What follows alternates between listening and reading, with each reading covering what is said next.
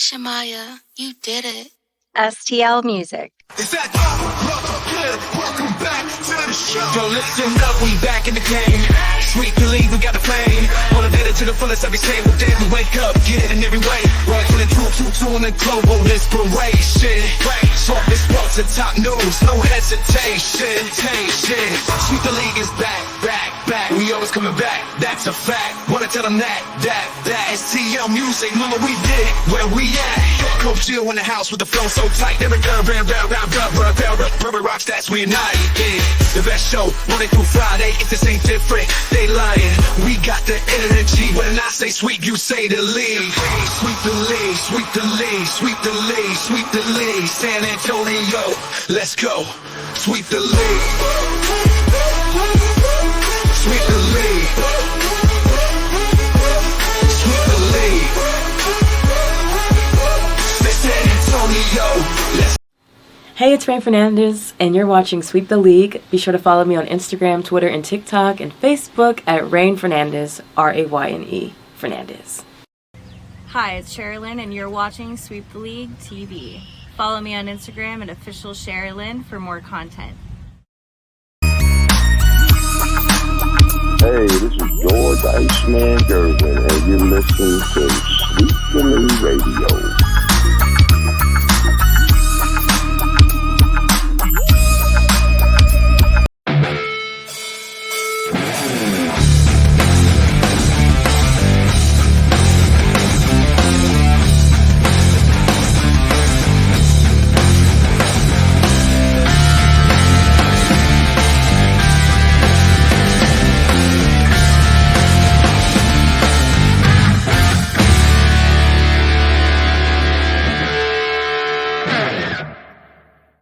All right, welcome to a wacky Wednesday edition of Sweep the League again. This is Wednesday, so we're going live now, but the same show is going to be rebroadcast tonight at 9 o'clock at our normal time. So you don't catch it now. If you miss some of it, go back and see the rebroadcast tonight at 9 o'clock on our YouTube channel. Just go to YouTube, search at Sweep the League TV. It's going to be myself. It's going to be Hall of Famer Derek Gervin, Coach Gio. Should be back tomorrow, so he's still on PTO time right now, but he's using it all up. According to his NIL deal, which we had an NIL problem happen today, actually early this morning, that we're going to get into as well. So we're going to get the show started. It's going to be a quick show today, again, probably within the hour. So we're going to knock out as much content that we can for you guys. Shout out to MCS General Contracting. Shout out to La Cocina Taco Truck, Special Leaf Tea, also Castro and Sun Solar. Also shout out to Jeff Garcia, Locked On Spurs, which I'm going to mention Locked On Spurs here in just a minute. Let's get the man, the myth, the legend, the Hall of Famer himself here, soon to be UTSA Hall of Famer, Derek Gervin. What is going on this Wednesday, Derek?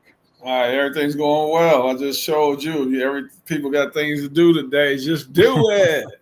So yeah, you got everything's going well on a nice Wednesday afternoon and a hot day in San Antonio.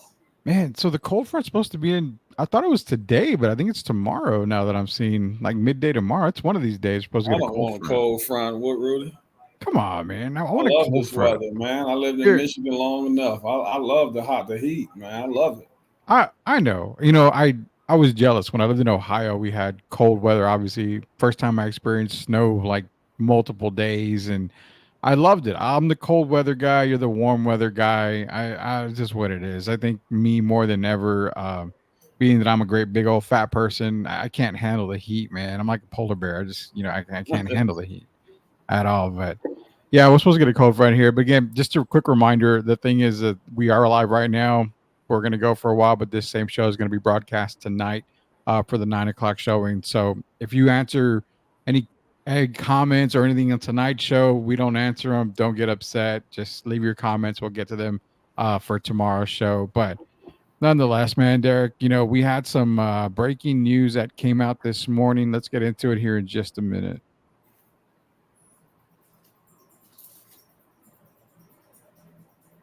And that is our breaking news segment there. So earlier today, you had UNLV quarterback coming out. And this is a very hot topic. You've actually sparked a lot of debates on social media. So UNLV quarterback this morning basically says, hey, I'm going to redshirt this year because I'm not getting paid right.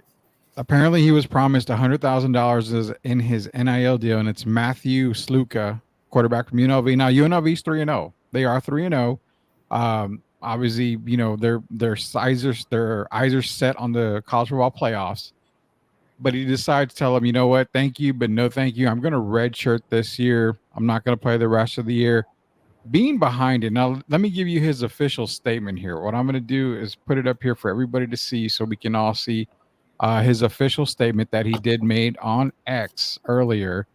And it basically says, I have decided to utilize my red shirt year and will not be playing in any additional games this season. I'm committed to UNLV based on certain representations that were made to me, which were not upheld after I enrolled. Despite discussions, it became clear that these commitments would not be fulfilled in the future. I wish my teammates the best of luck this season and hope for the continued success of the program. So that is Matthew Sluka saying, thank you, bye UNLV. You're not paying me. So what it comes down to is apparently, and I have to say apparently because I don't know, we haven't got the whole truth out of it. You got one truth out of the camp, which is his camp, saying that he was promised $100,000 and that he was only paid $3,000 so far. Now, this is that boundary line, Derek, that you and I have always talked about when it came to NIL.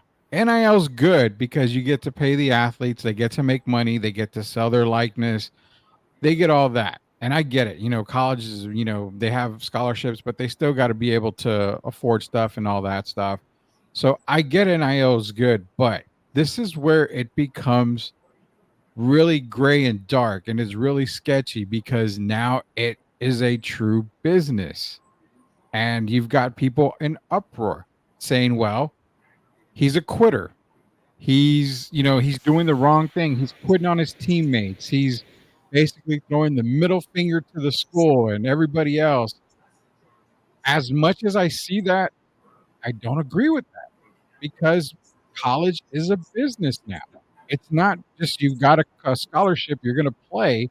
It's a business. So if you're promised this, and now it's going to go down to, well, you need contracts. You got to have a contract somewhere. So if you're promised this, you go play that. If you don't get paid, you leave. It's similar to work. If I go to work and I'm promised this salary, but you're only paying me this salary for the first few weeks that I work, should I stick around? I mean, that's what I look at. This is your job right now, but knowing what you see right in front of you, it's kind of murky water when NIL in college now, because now this has come up and he's the first one to say, all right, you know what? I'm holding out basically now. It's a tough situation for me because it is college, but it has become a business now.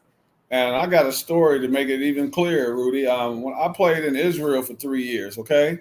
Uh-huh. So I got MVP over there my first year in 1994. So I was offered, a new contract, more money, right? So, okay, we get the new contract.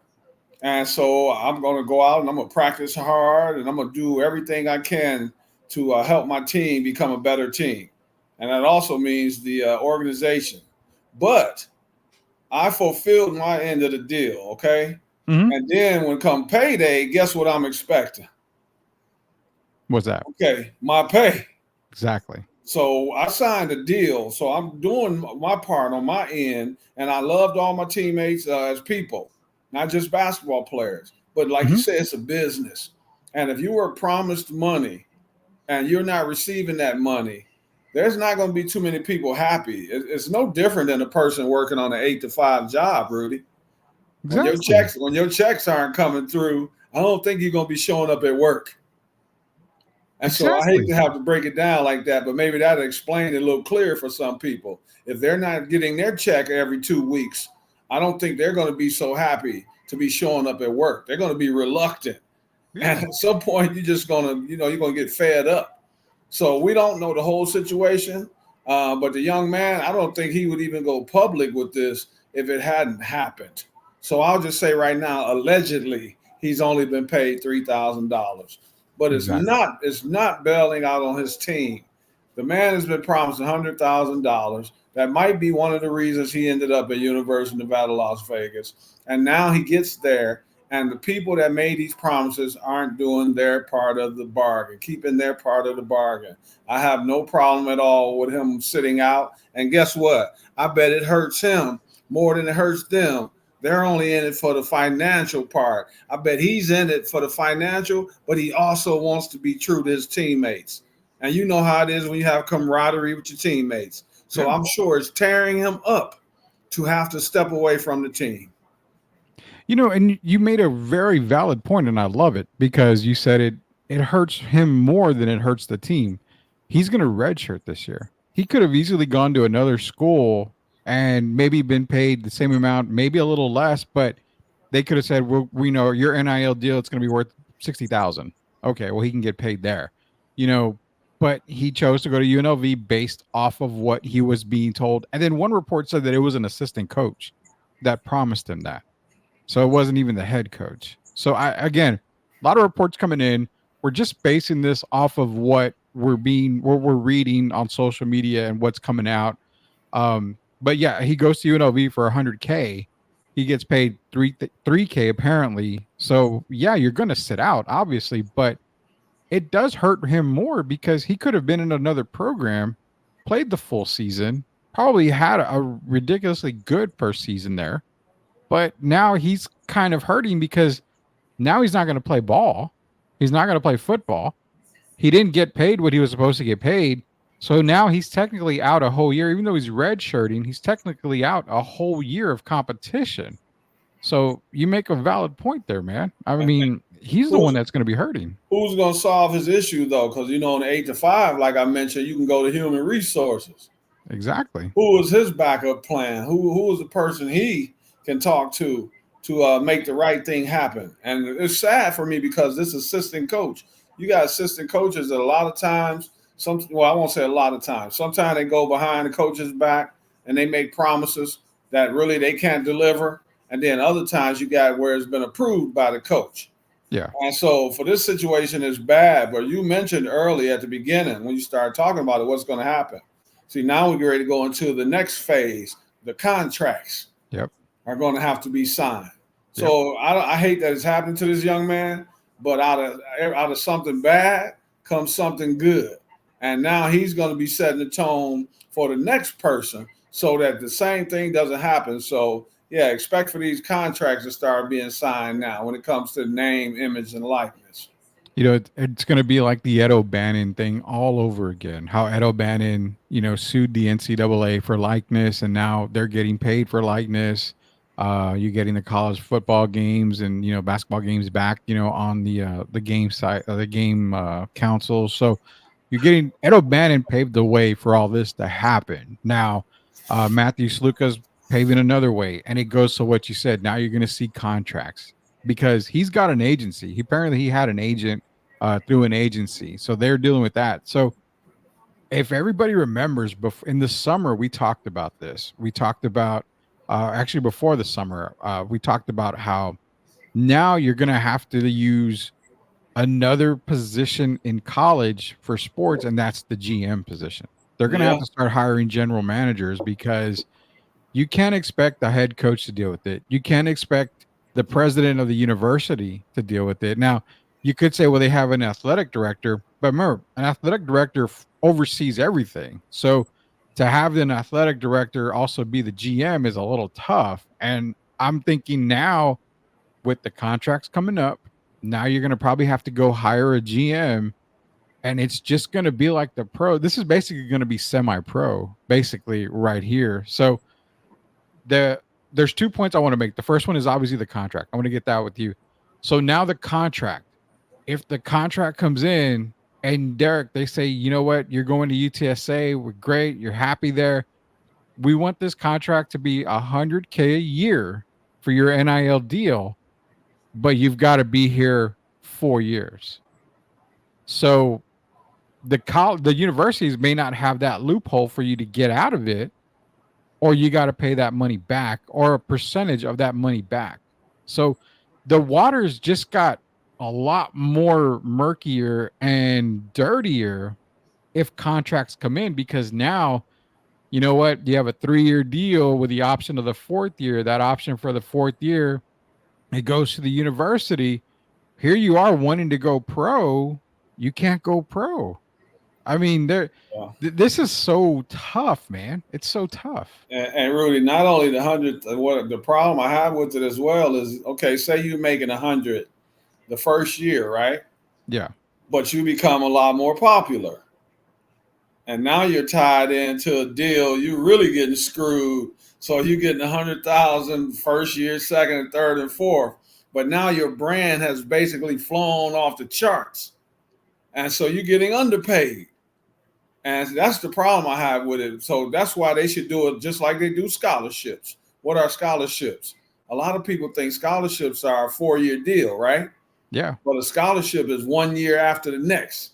It's not, it's a 1-year thing. And then they renew your scholarship. I think a lot of people don't know that. And so that's a big issue, man. But whatever happens, I hope that they get this worked out. And the main thing I hope happens is as we move forward, this young man gets his money that he was promised. Because he could, like you said, he could have chose to go to another school. And the fact that he put his loyalty in UNLV, I want to see them put their money where their mouth is and put their loyalty in this young man. It breaks my heart that he had to step away from the team. But that might be the only way he can get some answers, and then we could get something to fix this situation as we move forward. Yeah, and the thing is, it's so bad because you've got, not necessarily war, but you got war of words from both sides. The fans are chiming in left and right. Some, like I said, calling him a quitter. Some saying, hey, you know what? It's like everyday work. If you go to work, you're expected to be paid this for the work that you do. You should get paid for that work if it's been committed. And again, no telling what was signed, no telling what contracts were there, if any contracts were there. So it's hard to even comment to the point of, who's right, who's wrong. Personally, from an athletic standpoint, me personally, yeah, I would probably have played the season and just dealt with it in the off season, or because I have an agency, I have an agent, I'll just let them work it out in court. That's what I would have done because. Okay. Now, Go ahead. I don't want to cut you off, but I want to put, as you going forward, I want you to think about this. Okay. What if this money was something that the reason he took this 100,000 and went to UNFA? What if it was something that was needed right now, a necessity for his family? True. That's so a good we have point. to factor it in as well too. And most people that do the talking from outside, you already know. You and I could sit in the booth at UTSA, and Frank Harris could quarterback for 10 years. But as soon as he decides to make a decision for his life and they lose a game, people are mad at Frank, even though he's been loyal and loyal and loyal. And it's usually the people that has never been in that situation. So about what they say about until you walked in someone's shoes or their moccasins. And a lot of people make assumptions that the player should do this, they should do that. But we don't know behind the scenes the situation that he's in or that his family is in. And that could be something that was needed for his family as we speak. Yeah. I will. Yeah, you're right, because that money probably he already had, not necessarily spent, but he probably had it promised or used towards something else that could have gone to the family. Could have been the house, could have been a house, could have been, something to help his parents out. It could have been anything. So someone's ill. We don't. It could have been just so many things. It could have been, and that's his right. They made him a promise. Honor your word. Y'all made that young man the promise. The money show me the money, as they say. That movie with Tom Cruise and Jerry Maguire. Jerry. Show me the money. That's so true, and that's why I lean a lot towards congratulations, Matthew. You made the right decision. If you're not going to get paid, then why are you going to play? I mean, same thing in the NFL. You have players holding out all the time. They deserve a contract. But it's also like you're trying to prepare yourself for the NFL. So the more games you can get in, the better. Now, this takes me to that second point of this, where it's always give or take. Okay, you know what? We owed you $100K, yada, yada, yada. You know what? You're going to sign contracts now. This is where I feel a very important piece of college football comes into play, Derek, and that's the red shirt. So he basically said, I'm not going to play. I'm going to red shirt this year. So I'm thinking this way now. If the NCAA is going to give in and say, okay, these contracts are guaranteed. You went to play there. You're going to play. They're going to take that red shirt away from players because, I mean, if you don't like what you're getting, not say for example, he's getting the 100K, but he doesn't like the situation. Well, I don't want to play. After 3 weeks, I'm done. I'm going to red shirt this year. I don't like the situation. That gives him that extra year of eligibility. And it's almost like, well, no, because it makes it even tougher for coaches to scheme for a couple of years down or something like that. Like it basically holds the university by the cojones all the time Yeah, on the red yeah. shirt. I So get it. I think the NCAA, if you're going to give in to the NIL deals and everything, then they need to do away with the red shirt. You're there as a freshman. If you don't start, sorry, no big deal. I mean, there's a person ahead of you. Go to a school where you feel you're going to start, and if that head coach says you're going to be our starter, well, here's your NIL deal, 80,000. We're going to make you our starter day one. If you want to be a starter, go to a school that's starter.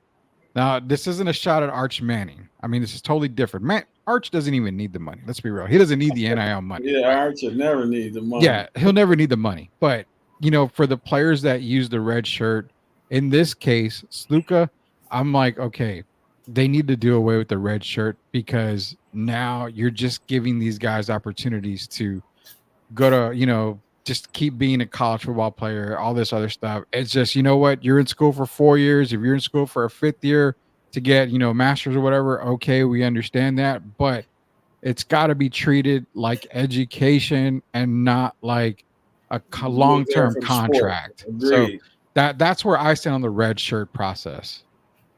I don't have much to say. You basically covered everything on that, but I'm gonna back you because it's hard, man. When you're dealing with the NCAA, I'm kind of sad on one side because the NCAA has been getting over for so many years. But then again, you don't want the young people, as you say, to start playing games.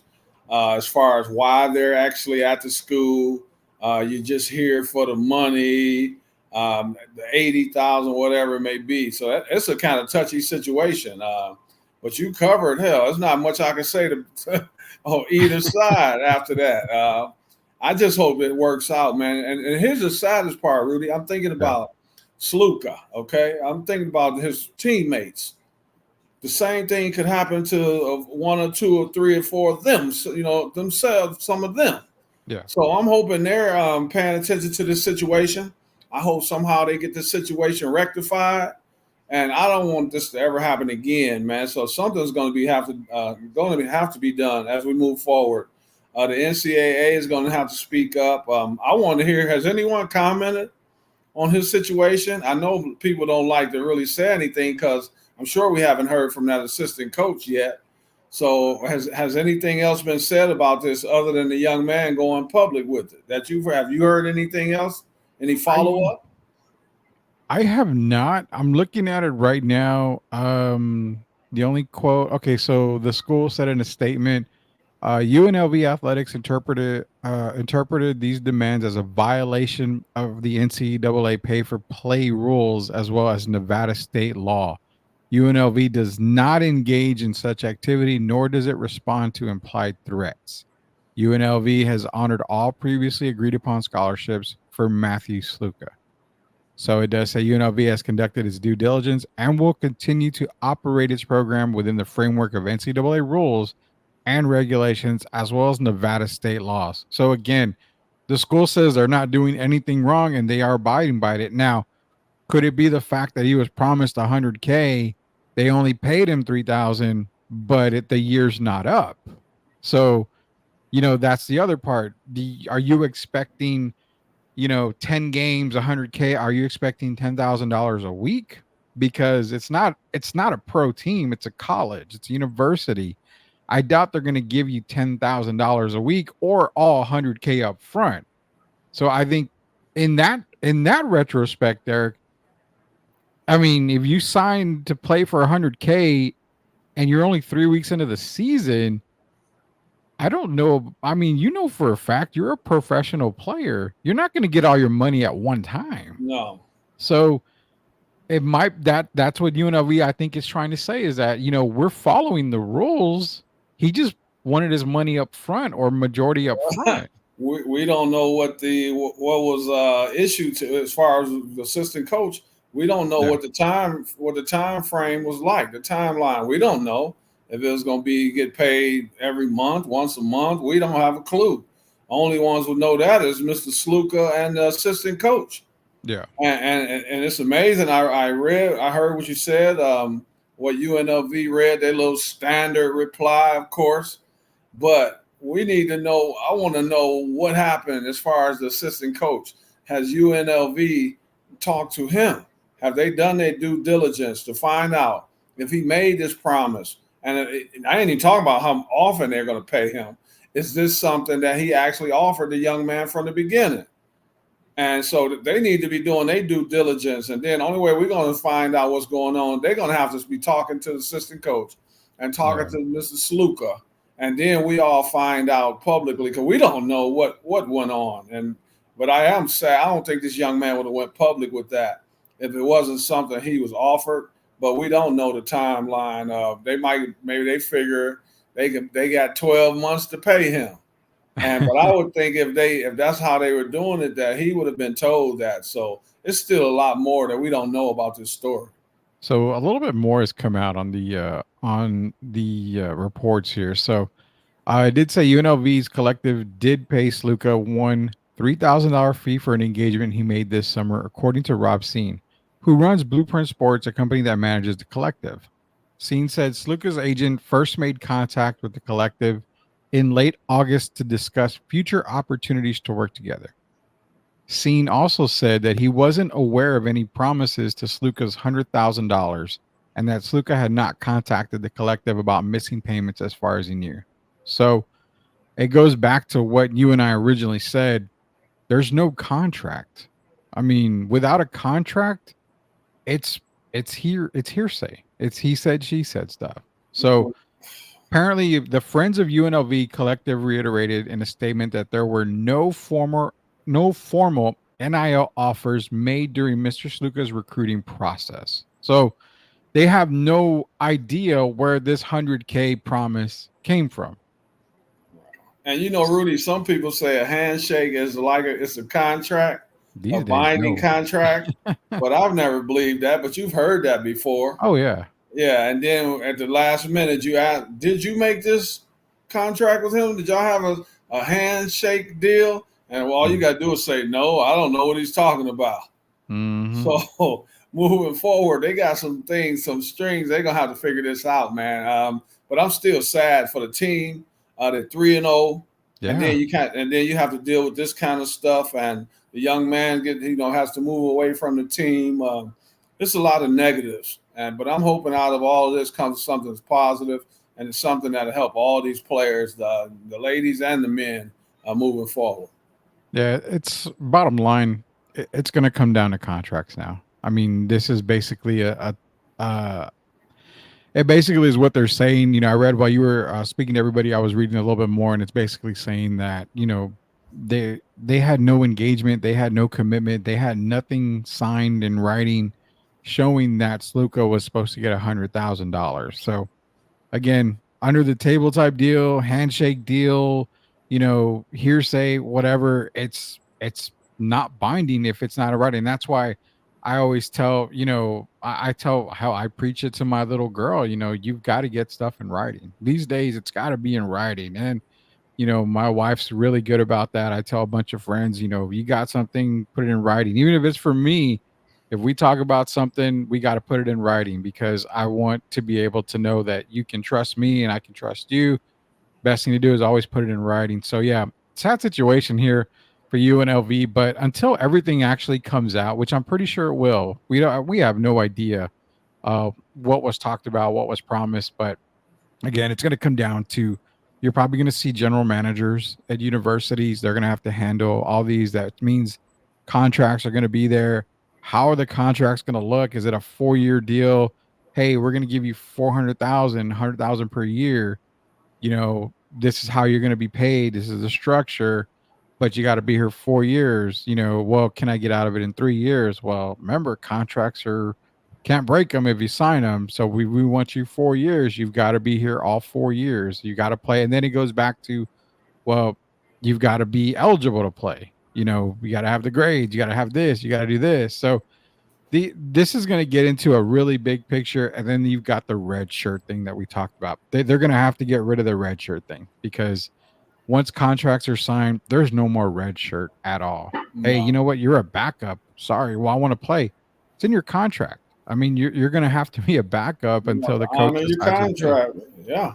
Yeah. I mean, I sound like an old man when I say this, but the kids got to understand that if you want to act like an adult, you're going to be treated like an adult. And that even goes in college as a freshman. You're going to be an adult. You're going to be treated like one. So that's what it comes down to. We're going to take a quick commercial break. On the way back, I'm going to throw something out there to Derek that involves the Jacksonville Jaguars and the Carolina Panthers, two of the worst teams in the NFL right now.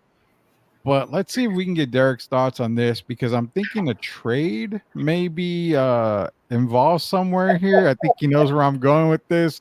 Hall of Famer Derek Gervin, Rudy Campos here. I'm going to convince him. We'll be back in just a second.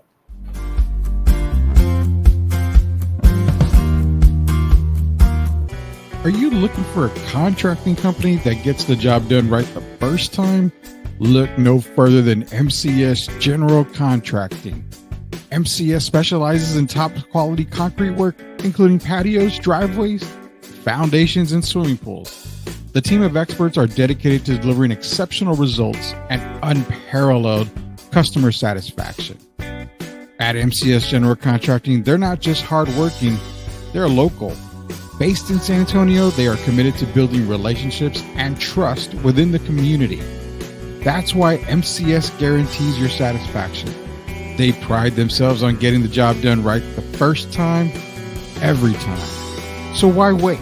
Contract MCS General Contracting today to schedule your project and experience the difference for yourself. MCS General Contracting. Building a better San Antonio, one project at a time. Proud sponsors of Sweep the League. Hey everyone, Jessica here, and I'm excited to announce that I'm your new sports reporter for STL Sports Minute. We're taking things up a notch, and that means more content coming your way. We will post new YouTube reels regularly, keeping all you sports fans in the loop with the latest updates, highlights, and hot takes. I can't wait to bring you even more coverage and talk all things sports with you. Be sure to subscribe to our YouTube channel so you don't miss a thing.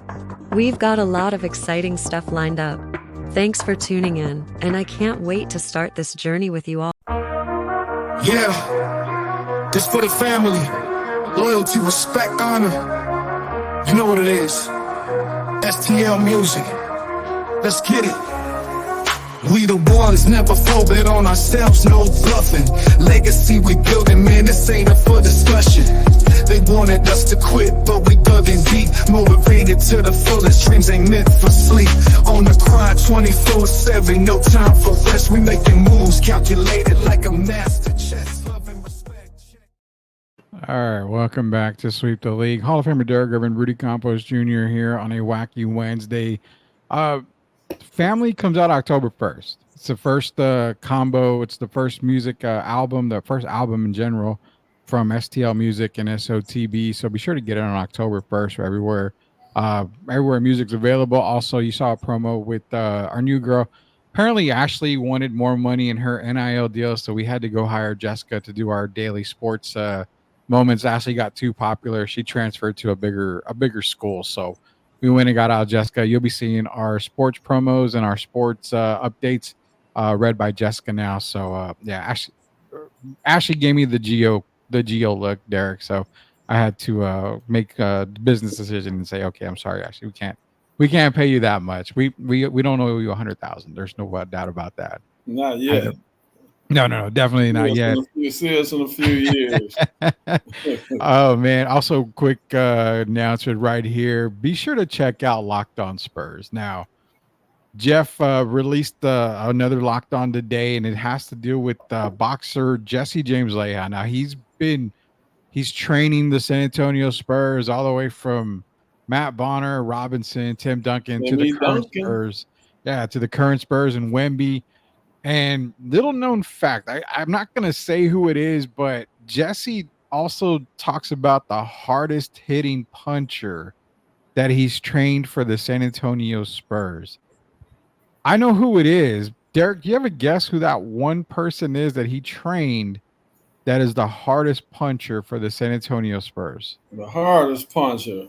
I don't know if he's trained this guy or not, but it's only two guys that I would mention. One of them for me would be, I would say, Steven Jackson, and then after that, hey, I got to think back now because what's his name? Keldon's pretty big there.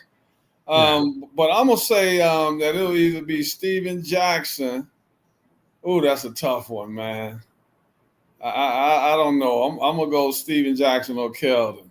Steven Jackson, Keldon. I'm gonna say you're not right on either one of those. So it surprised the hell out of me. If I'm not gonna announce it, I would like everybody to go take a look at Locked On Spurs. Hardest puncher.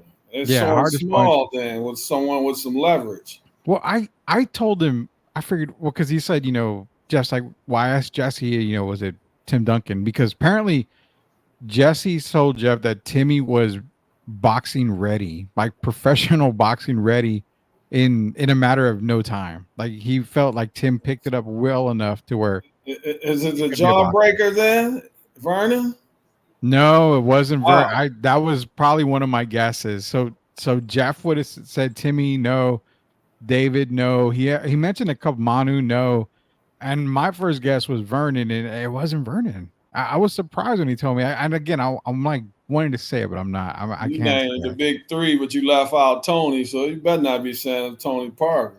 No, it's not Tony Parker. Yeah, it's not Tony come Parker. on, man. Jesse must have been hanging out that day at Rosario's. No, definitely not Tony. Again, I said, okay, this is my only guess, my final guess here. I said it's Matt Bonner. And he said, surprisingly, Matt's up there, but it wasn't Matt Bonner. So for those of y'all that want to know who the hardest punching guy is for the San Antonio Spurs, be sure to go tune in to Locked On Spurs. Jeff Garcia. Quick note, I will be on tomorrow's episode with Jeff, so be sure to check that out. Couldn't do video. I had to do it on audio only, but couldn't do video. So now I'm gonna be thinking about that all the time. Who was the hardest punching Spurs that Jesse James Leha came in contact with? I'll tell you off the air. That's not a problem at all. So you'll get. I'm saying it's someone smaller as opposed to one of the taller guys. I think it would be someone that's closer to Jesse's height, the 6'2", 6'1", 6'2" area. I'm saying as opposed to the 7-footer. I'll give everybody one hint. It's a 7-footer. We'll just put it that way. So it was a 7-footer. Oh hell. Well, that narrows it down. We've only had a few 7-footers. Tiago Splitter. We had Boban. We haven't had a whole lot of 7-footers, so I'll leave it at that. Well, I mean, could we go Caldwell Jones? I mean, that's a 7-footer that we had. I know Caldwell could probably fight back then. I mean, that's Berto's not 7 feet, so I'm not. No. That's why I didn't say Alberto. So I can't wait to hear this answer.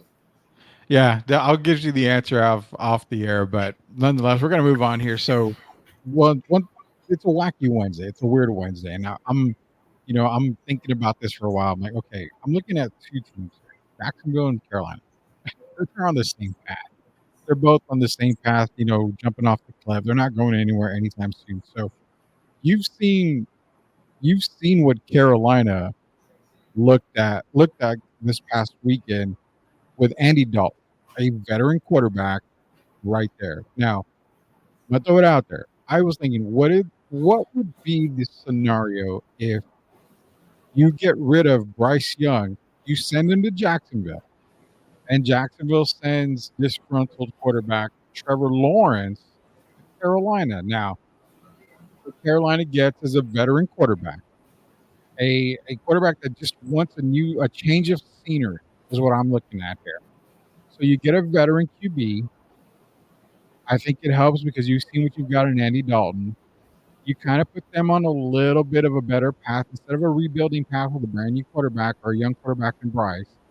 I do like Trevor there. Now Bryce going to Jacksonville. Jacksonville, again, young team. It's a rebuilding process. They have Brian Thomas Jr. there. Christian Kirk is there. Not the greatest of team. So expectations are low in Jacksonville, but where it comes back is they can probably get some picks in return, maybe a decent pick back. They can get something more, getting rid of Trevor Lawrence. So I had proposed that Trevor Lawrence would go to the Panthers. Panthers send Bryce Young next year or this coming, the 2024 second round pick, a 2025 second round pick, and then other picks in there, wherever you can get them to come out with. So I like that in the sense that there's no pressure on Bryce Young to come in right away. You're in a rebuild. If it doesn't work out, you can go draft another quarterback. But also, when it comes to the Panthers, you've got Adam Thielen, you've got Deontay Johnson, Chuba Hubbard. You've got pieces there that I think Trevor can work with. So that's my thought process. We're going down that rabbit hole, Derek. What do you think? A Jacksonville, Carolina trade for quarterbacks? I don't think that's a bad idea, and it's not just when it comes to Bryce Young and Trevor Lawrence. Sometimes, Rudy, we look at these teams, right? And you look at them year after year after year. Even like I can go here in San Antonio, Dallas with the Cowboys, right? Mm-hmm. Sometimes you come up short, and the style of play doesn't fit that particular quarterback.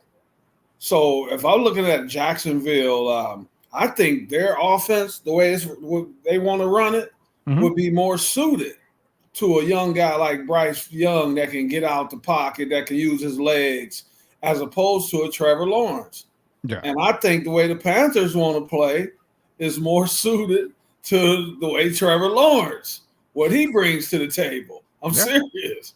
Yeah. I just look at the team sometimes. You have these coaches, they want to put a square into a hole, into a circle. Yeah. And you have the certain style you want to play, but as you know, a lot of coaches don't make the adjustment and they don't play according to the quarterback that they have. So then you get a lot of failure.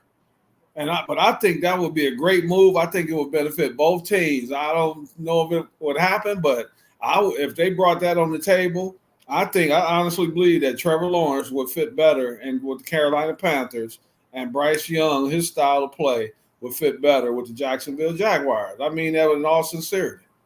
Yeah, and again, you got a running back there at Jacksonville with Travis Etienne, another young running back. I think it's more of, okay, you're giving up on your QB already in Carolina, and he's already talking about, well, I wouldn't mind a trade. I wouldn't mind to be in another location.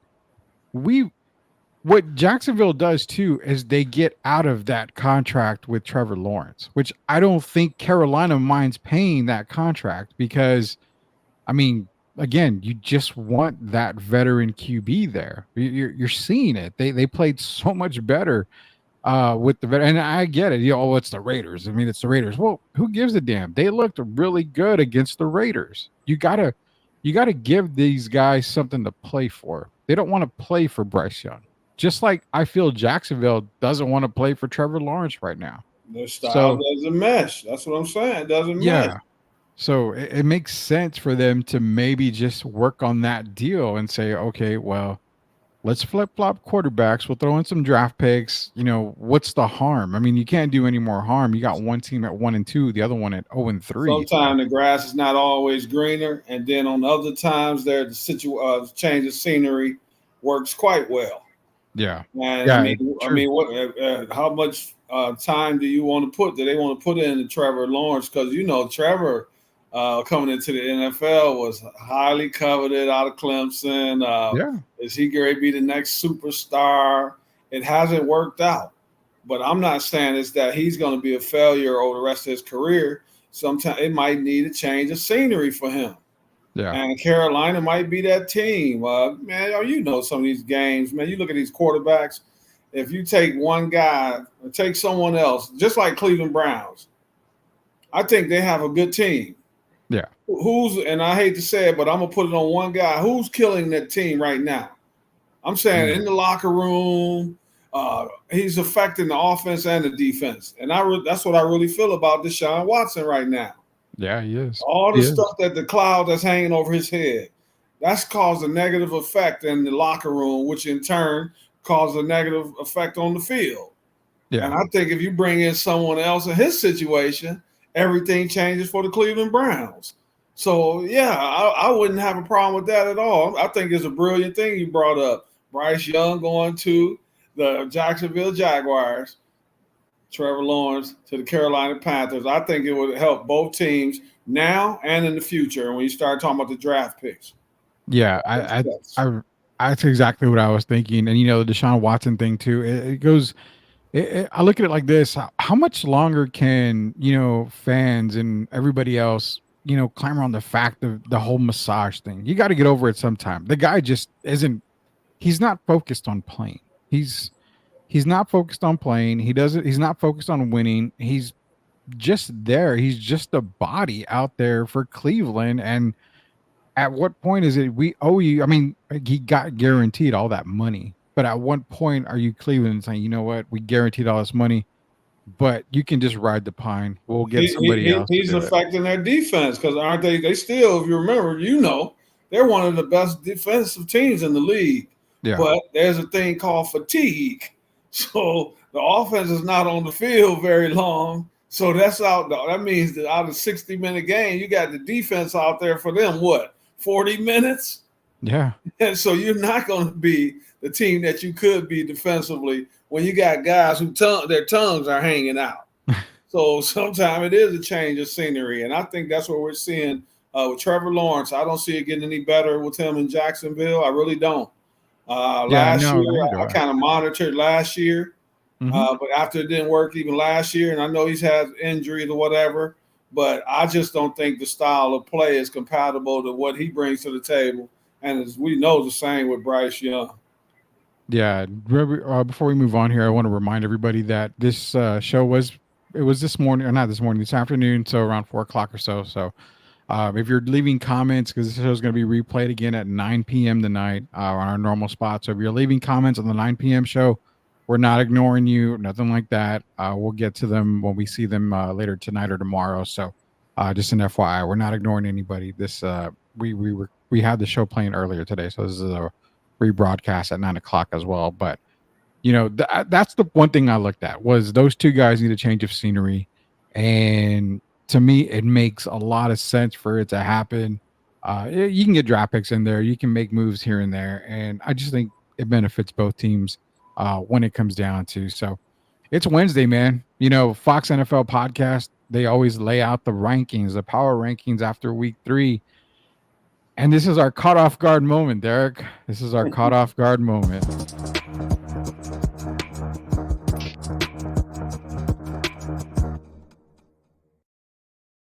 All right. So here are the power rankings from Fox NFL podcast after week 3, heading into week 4. You have at number 1, Kansas City, 2 Buffalo, 3 Lions, 4 Eagles, 5 Ravens, 6 Texans, 7 Packers, 8 Niners, 9 Jets, 10 New Orleans, and I'm going to throw 11 Minnesota in there.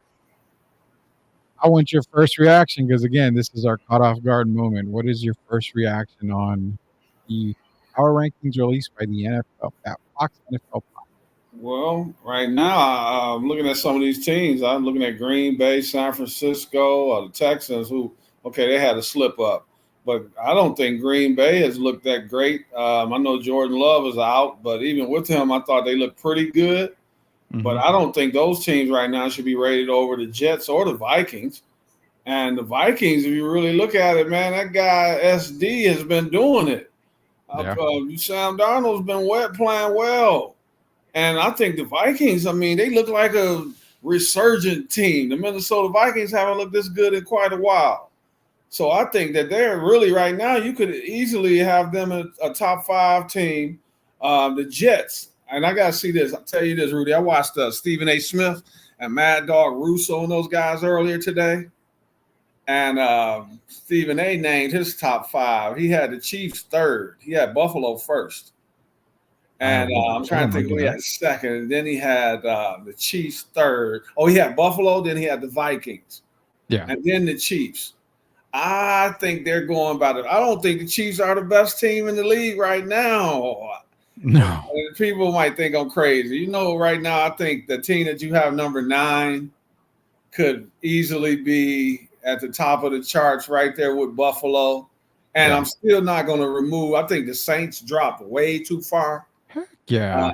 The Saints have, I don't think they really paid attention. I know the first 2 games, they averaged about 46 points, 45 and a half. Yeah. But now we saw that the Saints could play in a high-scoring game or they could play in a low-scoring game. And to become a champion, isn't that what it takes? Yeah, exactly. And, you know, the Saints, again, they're going off of, we told you guys the Saints are not that good, that they came out and they beat the Panthers and then they beat the Cowboys and, you know, the Cowboys are struggling and they're not that good. Again, I call BS on all that because if you go to the play that mattered where Dallas Goedert was in a crossing route, if the Saints defenders don't have that 1 in, 100 chance of colliding, he gets tackled and he's behind the line for the first down. It's a totally different game. So you're going to penalize the Saints for a blunder play that happens every now and then in football. Every blue moon, yeah. It's a blue moon that it happened. If you look at the entire game, they controlled a lot of that game. You know, Barkley broke off, and you know what? It happens in football again. Barkley broke off for that long touchdown run. Outside of that, the Eagles were terrible the whole day, and the Saints defense was manning down on them. They came down like a fury on them. So again, if I'm going by power rankings, Kansas City definitely not number 1. Like we mentioned last night, there's no way. We mentioned last night, 2 out of those 3 victories minimum should have been losses. They were given to by the refs. Let's be honest with you, especially the one in Atlanta. I mean, in the end zone, they were gifted those, but they should be probably 1 and 2. But even at that, they have them at number 1. I don't have them 1. I actually have Buffalo 1. They've looked really, really, really fantastic. Outside of that, I've got Buffalo 1. I would put the Saints 2, Vikings 3. Interchangeable. That's just me right there. Kansas City, I would probably have them right around 5, maybe. And the Jets number 4. I would probably have the Jets at 4 right now. Man, people are sleeping on the Jets, man. They really are. They really are. I don't buy too much into Seattle, even though Seattle's 3-0. I don't buy too much into Seattle. You know, you have the Bengals at 0-3, and they're sitting at 15 on this on this list. I mean, the disrespect to some of the teams below them, and one of them being the Cowboys. I mean, the Bengals have looked horrendous all year. How are they still a top 15 team? That makes no sense to me. They don't look better than the Falcons. No. Oh, definitely not. I mean, not even Falcon, being a Falcons fan. They don't look better than them. I mean, hell, the Chargers. I think the Chargers are what, 3-0? Is that because of Joe Burrow? Or is it because of what we've seen in the last 5 years? In the first 2 games of the season, their record overall is 1-9 in the last 5 years. So could it be that people are expecting them to turn it around? Even though to me this last loss was huge. It's going to be hard to climb out of a 0-3. I think that's going to be really hard for them to climb out of that. And I'm not talking about just for the division. I think when you start talking about turning the season around and you get in the 0-3 hole, there's not too many teams that come out of that. And looking at Joe Burrow, we still don't know. He's shaking the hand a few times, and we don't know how healthy he really is. And they've had some other injuries. I don't think they're even a top 20 team right now, to be honest, about the Cincinnati Bengals. So this list is kind of skewed. I don't think the Chiefs should be over the Bills. I'm like you. And I don't think that the Eagles belong anywhere in there, if you want me to be honest about it. I know some people will say they would have been 3-0 if Saquon would have caught that pass. If I was five, I might have been 5'8" if I was born yesterday. He might have been 6'8". So, but I don't think. I think the list is kind of funny. I don't, and then the Texans being number 6, I can kind of live with that. But I just can't live with the Chiefs being number 1 right now. I know they have Patrick Mahomes, but they don't look like. I know Kareem Hunt's on his way back. Yeah. But going by this list is how it's been going currently. And I currently don't think that the Chiefs are the number 1 team in the league. It's sad when I can call you, Derek, on the phone and say, I just thought of something. I'm in the same exact shape as Travis Kelce Swift right now. The guy looks good. I told you, man. That guy looks terrible. I saw that look good. I was like, man. Hey, but he's got a lot on his plate now, man. He's been doing a lot of traveling and got everywhere he goes now. You got the cameras, you got TMZ following you every to the restroom, basically. So I know that can kind of weigh on you, and then you're not getting the proper rest that he's used to getting. So I'm saying he's one of those guys that's going to pick it up as the year moves forward, and we know that Mahomes is not going to forget about him. But yeah, he didn't come in the type shape that we're accustomed to seeing Travis Kelce in. But even with him right now, the way they're playing, Chiefs have been very fortunate, and I definitely can't have them as the number 1 team over the Buffalo Bills. No, and even sitting at number 5, the Ravens. I mean, that's crazy. You can't tell me that they're better than the Texans. They're not better than the Packers. I would take the Niners over the Ravens. The Jets, Saints, and Vikings definitely over.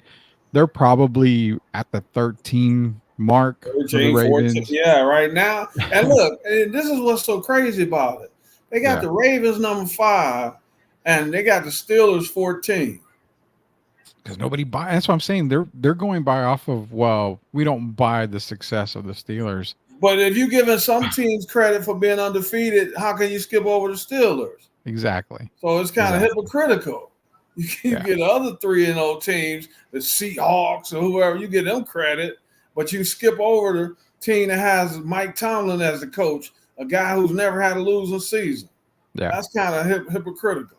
Yeah, it really is, man. It really is hypocritical, and I don't get the list, but that's why this is always one of our caught off guard moments here on Sweep the League, because I don't show them the power rankings a lot of time. I just bring it up and we kind of react over it. We have a lot of these moments as well. So quick, before we go, Derek, what do you think the percentage is of 0-3 teams to make the playoffs? If your team starts 0-3 in the NFL, what do you think that percentage is? I'm gonna say in the 18% range. I'm gonna put it in the 15 to 18% range. So let me go in the middle, 16.5%. So let's see. As you would expect, I'm reading it off the internet here because the internet knows everything. As you would expect, dropping to 0-3 is far worse for a team's playoff chances than starting 0-2. But the difference is dramatic, Derek. Since 1990, 162 teams have opened the season 0-3. That says only 4 of them have made the postseason at 2.5%. So it's going to be just to make the playoffs, 2.5%. If you start off 0-3, oh my goodness, 0-3, 2.5% have made the playoffs. Remember though, that's basically based off a 16-game season. 16 games. That one extra game could come in, could be huge. So you should raise it to about 3%. Well, okay. So let's say what can be fair? 9 wins get you into the playoffs. Maybe 10. Say 10. Let me see. 10-7. Oh, it depends on which division, which conference. Yeah, I'm gonna say, looking at it this year, man, somebody's gonna get in this year. Man, I hate to say it, somebody's gonna get in at 9-8. Okay, so say 9-8. So that means that with going into week 4, what is that? 14. They're going to have to go 9-5 to get into the playoffs. Now, it's possible, but as the way that they've looked, I mean, you can't have. In other words, you're going to have to get that win this week. You got to win this week. You got to win 4 or 5 in a row at some point this season. At some point, you're going to have a little winning streak. But if they go 0-4 after You're this done. week, there's no way. There's no way they can come back, because now essentially you're going to have to go 10-3 maybe out the last You part of go the 0-4, you're done. Yeah, I don't care which, you're done. it's almost at the point, kind of what we talked about with Carolina and Jacksonville. You're gonna have to make a move somewhere. You're gonna have to blow it up somehow and make some kind of If move. it was in the NBA, it'd be a little different because you got the play-in tournament, and you just want to get to the 10th seed. But in football, no, 0-4 buries you.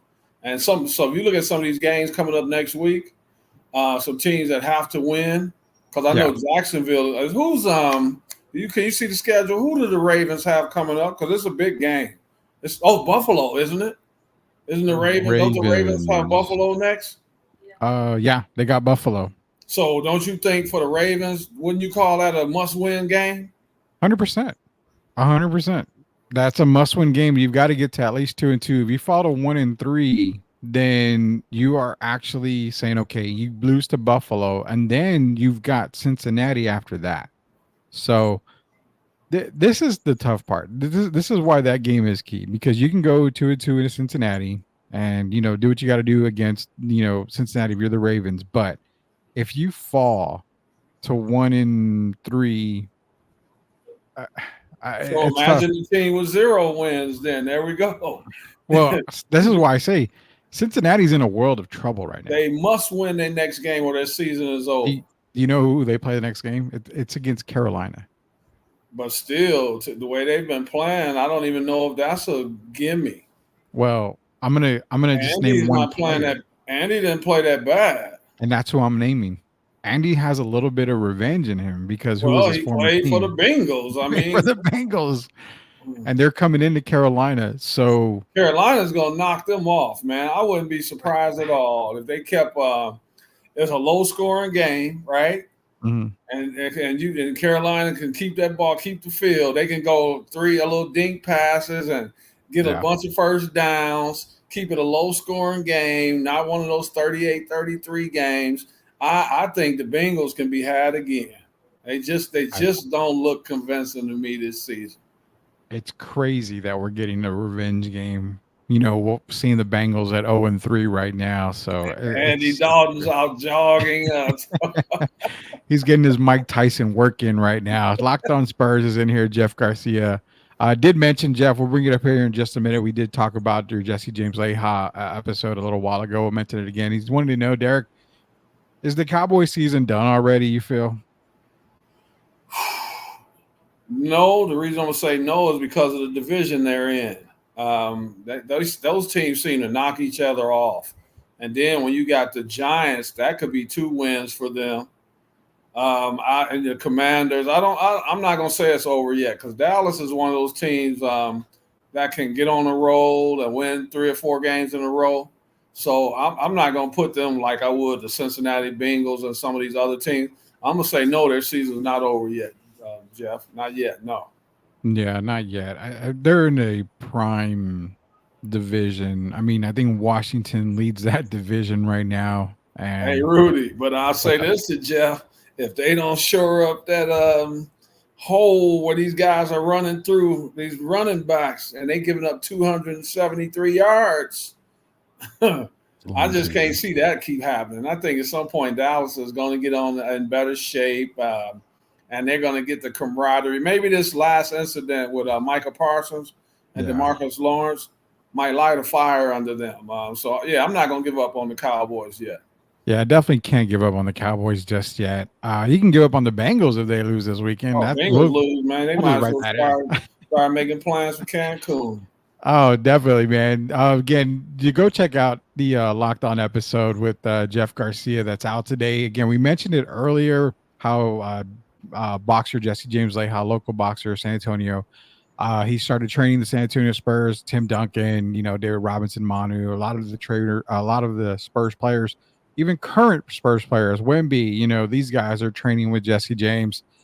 great piece with him. You can hear the interview on Locked On Spurs, Locked On Network with Jeff Garcia. But I mentioned to Jeff earlier. I know you're paying attention here. I mentioned to Jeff earlier about the hardest hitting. Rudy, Yo, can I name one more guy? Because Jesse's been around doing this for quite a while now, hasn't he?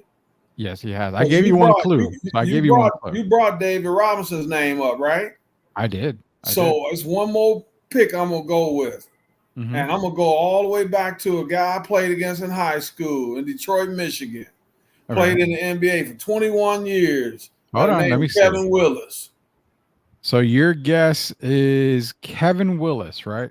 Yeah, that's because Kevin knocked his coach out in high school. So I hate to put that out there, but that'd be my last pick is Kevin Willis.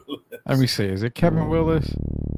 No, it's not Kevin Willis, man. It's not Kevin Willis. Wow. So again, I when I was told who the hardest hitting guy was, I was like, "Are you serious?" Well, I know Kevin got those little, little arms, so I figured. I'm just saying. I was surprised. I was shocked when you said Vernon Maxwell. I'm like, well, I mean, I figured Vern, because Vern like to Vern in mind is strapping it up, as they say with these. Yeah. So he would come to mind. Alvin would come to mind. I was going to say Alvin. Alvin, yeah, those kind of guys. But when you said a bigger, tall guy, I gave you the clue. I bet it's going to be a surprising answer for most people. Yeah, I gave you a clue. It was a 7-footer. That's the only clue I could give you. But it was. If we ever talk to Alvin, I just got to know, him personally. And again, I love Alvin Robertson, but would it be wrong if I asked him, like, because I give him a whole lot of credit, dude.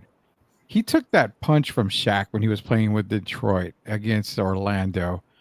I mean, I almost want to just buy that man a steak dinner and just say, that I know Shaq didn't connect all the way, but just taking that punch was like, yeah, you're the man. You're the Shaq, man. Shaq doesn't. If you remember when he swung at Brad Miller, he missed by a mile.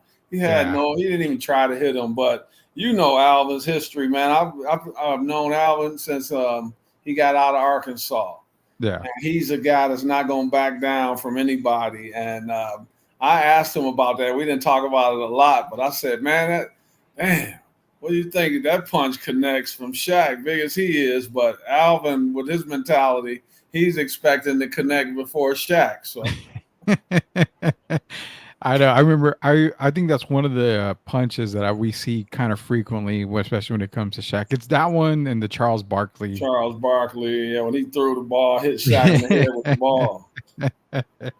Oh man, yeah, it's gonna be a fun time. But hey, you're probably gonna, like I said, you're kind of like me. You may hear the answer and you're like, oh, I didn't even think about that guy. But sure enough, like I said, Matt Bonner was my pick. And he was like, actually, Matt Bonner was number 2 on that list. So I didn't even know Matt had it in him to throw that kind of punch. But apparently he was one of the hardest punchers there. So nonetheless, man, check out Locked On Spurs. Great interview with Jesse James Leha. And he says, do y'all want to know who Leha says was the fastest with the hands? If you want to drop it real quick, I got a couple of seconds here, Jeff. Drop it on here. Do you want to know who Leha says was the fastest with the hands? Vassell. You think it was Vassell? Nah, I'm just messing. I don't know. I don't have a clue who it is. You got me all. I have no clue. And when you say the fastest hands, that's going to make me go to someone small again. Like his name. Like Tyus Jones or Trey, like Tyus Jones, someone like that. Don't we have Tyus Jones? Which one do we have here?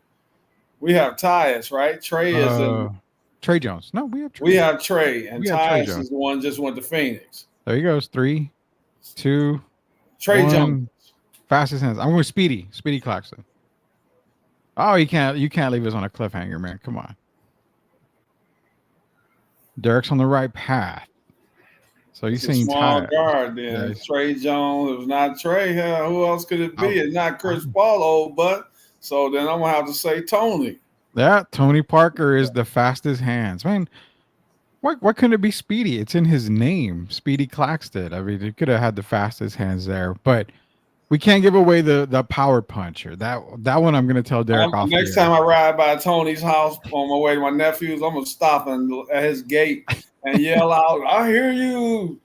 what I'm gonna call? I have to think of a name for him, man. Mr. Speedy Hands. Tony, impressive. Very, man. Tony Parker, the fastest hands with Jesse James Leha. But nonetheless, hey, check out Locked On Spurs. Great interview with Jesse James Leha. Jeff Garcia does a remarkable job on Locked On Spurs. So you don't want to miss this episode. I will be on tomorrow's episode. We got a really good discussion there. Something that we'll be talking about with Derek Irvin once the episode comes out. We always recap it with Derek.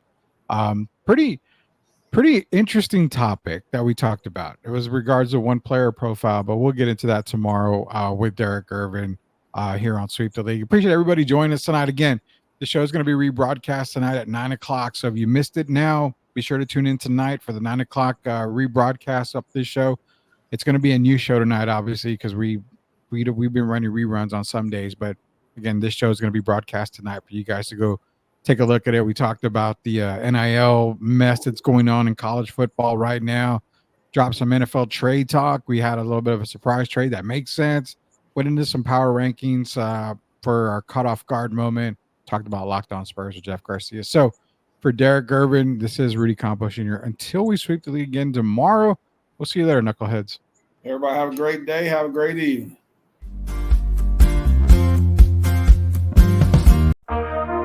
Yeah, this for the family.